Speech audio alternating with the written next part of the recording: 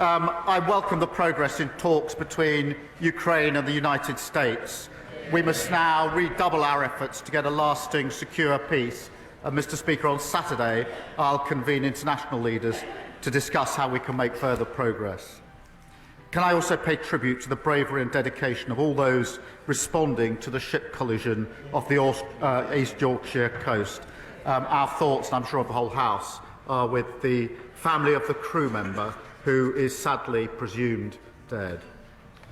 Mr. Speaker, this week we introduced landmark legislation to get Britain building, paving the way to restoring the dream of home ownership for working people across the country. We're also driving forward our Employment Rights Bill, the biggest boost to workers' rights in a generation. That's our plan for... The Supreme Court of the United Kingdom has just delivered a monumental verdict that has shaken the very foundations of British politics. The ruling not only strikes a severe blow to Keir Starmer's carefully crafted foreign policy, but has set off a political crisis that could change the course of the nation's future. This is no ordinary legal setback. It's a full-scale political disaster that threatens to unravel Starmer's leadership within the Labour Party. His carefully laid plans to align the UK closer to the European Union, a move many suspected was part of a secret agenda to reverse Brexit, have been crushed. The decision has sent shockwaves through Westminster, exposing the inner workings of Starmer's government and his hidden ambitions. The fallout has been swift and devastating, with Labour MPs now in open panic, scrambling to salvage their political futures. The Supreme Court's ruling has not only shattered Starmer's strategy, but raised profound questions about the future of Britain's relationship with the EU. As the nation watches, the question on everyone's mind is whether Starmer's political career can survive this crushing defeat, and if not, what this means for the Labour Party's prospects in the next election. The road ahead looks uncertain, and the stakes couldn't be higher. And Britain voted for change in July, yet this week we saw the bizarre spectacle of the Conservatives attempting to bring back the Rwanda policy, clinging onto a gimmick that cost the British taxpayers £700 million, yet only sent 4 volunteers to Rwanda. As Labour works to secure our borders through our plan for change, does the Prime Minister agree with me? It's quite clear the party opposite have done absolutely nothing. Well, he's quite right. They ran an open borders experiment that saw numbers go up to almost 1 million. And the leader of the opposition was the cheerleader, thanking herself for the lobbying that she did. The Rwanda scheme, yes, Mr. Speaker, £700 million of taxpayers' money to remove 4 volunteers. What a contrast.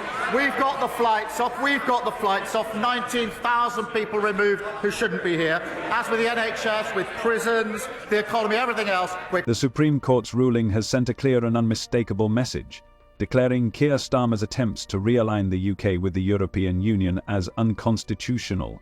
After months of behind-the-scenes negotiations and political manoeuvring, the court exposed what many had suspected all along. Starmer's foreign policy was not about securing economic stability for the UK, but about subtly pushing the country back under Brussels control. The court found that Starmer's government had acted outside the boundaries of the law by attempting to bypass parliamentary approval for key legislative measures designed to align UK trade and regulatory policies with those of the EU. These measures, which were presented as necessary for economic survival, were in fact a thinly veiled attempt to reintroduce EU regulations without public consent. The Supreme Court's decision effectively shuts down Starmer's strategy, ruling that any shift in the post-Brexit relationship with the EU must go through Parliament, ensuring full democratic oversight.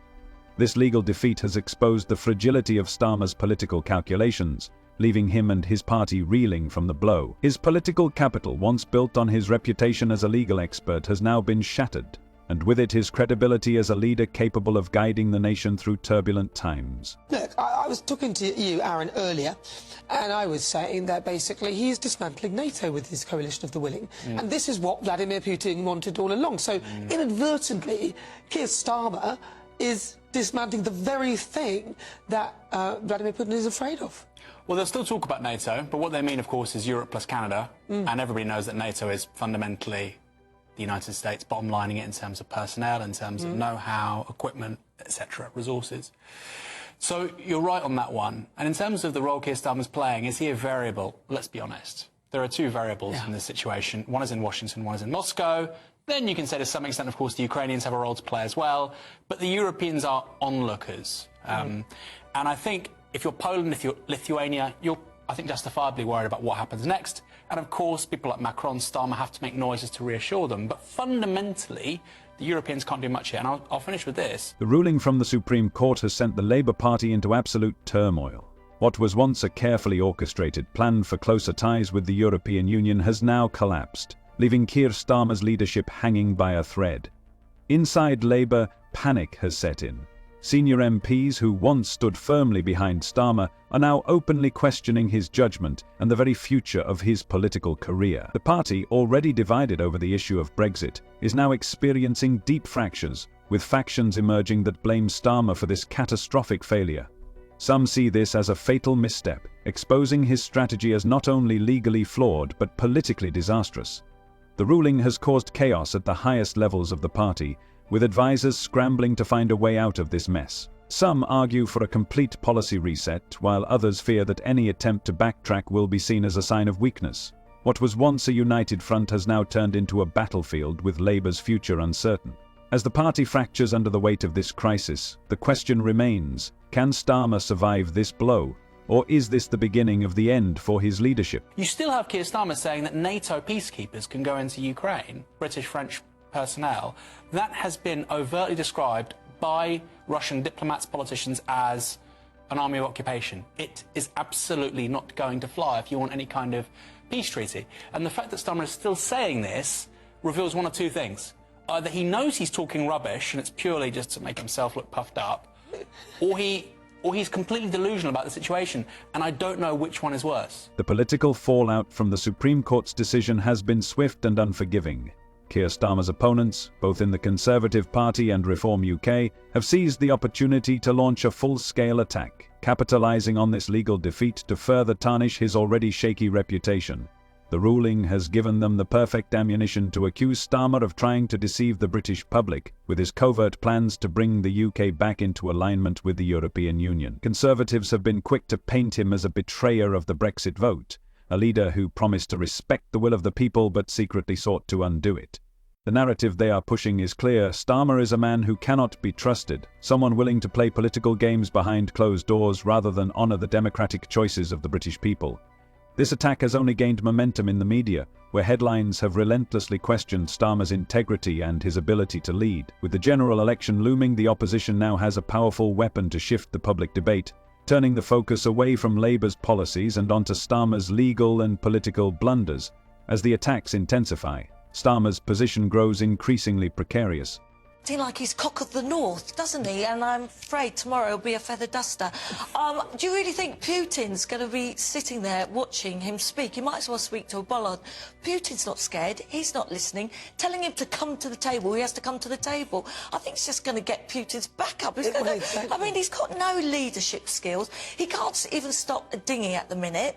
I mean, seriously, Nana, do you think Putin's going to be really shaking in his boots with Keir Starmer, what he just said? And they're all strap lines. What does he mean? There's no detail, as per usual. Well, and he's just trying to get headlines to try and be this great statesman and forget about all the domestic... Keir Starmer's leadership is now facing its most critical test yet. The Supreme Court's ruling has not only struck down his key foreign policy ambitions, but has also raised profound doubts about his ability to navigate the political landscape. The damage to his credibility is severe, and the questions surrounding his judgment have become impossible to ignore.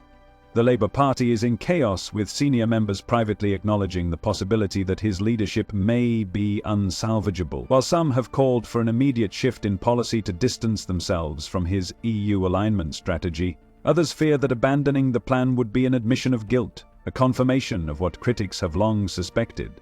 Starmer was secretly working to undo Brexit. The political ramifications are immense, and Starmer finds himself at a crossroad. He must choose whether to accept the ruling and retreat from his EU agenda, potentially weakening his position further, or fight the decision, risking a constitutional crisis that could drag the government into months of legal turmoil. Each option comes with its own risks, and both could severely damage his standing in the party and with the electorate. As his leadership crumbles, the question becomes whether Starmer can recover or if this will mark the end of his political career. He said, yes, but no more of that. The last time I heard that was Vicky Pollard. Yes, but no, but yes, but no. I mean, he has this ability to come out with things that will end up being comedic. Yeah. And yes, but he should have looked at that and recognised that that was a strapline from a comedy show. Just like when he kept going on about he's the son of a toolmaker. And if you sort of work it further up in your brain, you realise what that makes him. So I'm sorry, but I want to see peace in Ukraine, but I'm struggling to see how this is an aggravatory factor towards Vladimir Putin. The Supreme Court ruling has plunged the Labour Party into a political and financial crisis that could be devastating in the lead-up to the next general election. Not only has Starmer's foreign policy been exposed as legally unsound, but the party is now facing intense internal divisions and a rapidly eroding voter base. Once united behind Starmer's leadership, Labour MPs are now questioning his ability to lead effectively, with many openly discussing the possibility of a leadership challenge.